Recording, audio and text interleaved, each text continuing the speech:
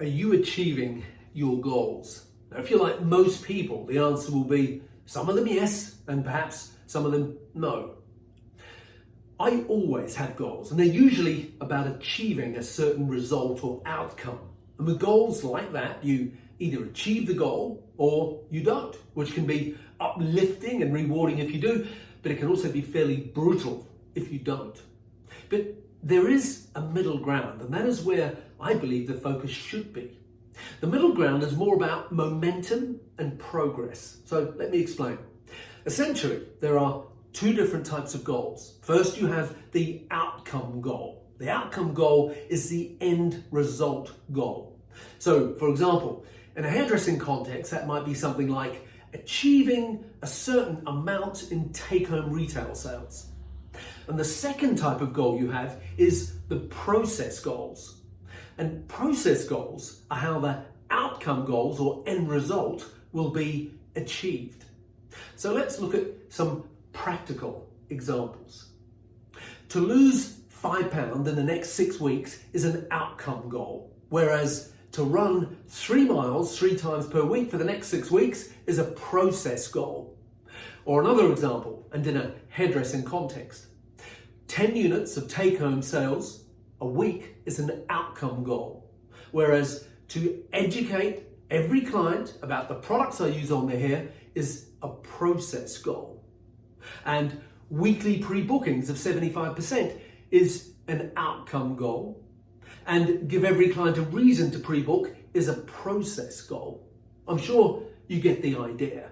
Achieving your outcome or results goals is dependent on achieving your process goals. You can't get to the result without the process.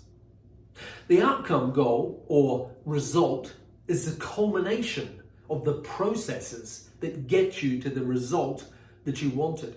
Achieving the outcome goal is an event. It's the Yahoo moment when you've achieved something.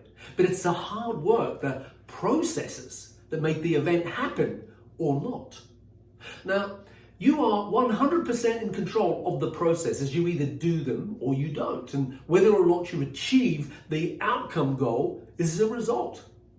When you start to look at goals this way, you'll realize that setting up a system for doing the processes is more important than choosing the goal itself. Everyone wants to make progress, but there's only one way to do it, and that is to do the work. If we use the analogy of getting fitter and stronger, it's to do the repetitions.